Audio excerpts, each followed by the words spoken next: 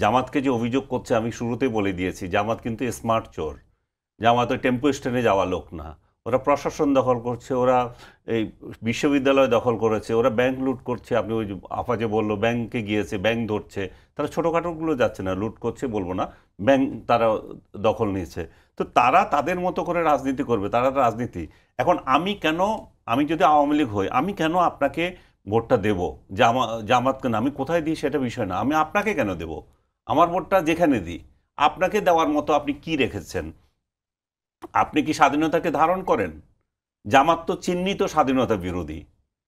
আপনি কি স্বাধীনতার পক্ষের লোক? আপনার স্বাধীনতার পক্ষের লোক হলে 5 আগস্টের পর থেকে মুক্তিযোদ্ধা এবং মুক্তিযুদ্ধকে হেয় করা, ইতিহাসকে বিকৃত করা, মুক্তিযোদ্ধাদেরকে অপমান করা, আপনি বিএনপি কোন ভূমিকা রেখেছেন এখানে?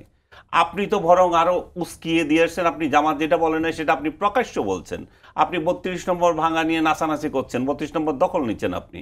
তো আপনি আওয়ামী লীগকে যেভাবে মানে চামড়া তুলে জ্বালানো যায়, সেই জ্বালানোটা আপনি টোটাল দিচ্ছেন। কিন্তু আপনি আশা করছেন যে আপনি মুক্তিযুদ্ধের একটা দল আপনাকে যাতে ভোটটা দেয়। ওরা তো কেন দেবে? ওরা তো বরং উল্টাই করবে।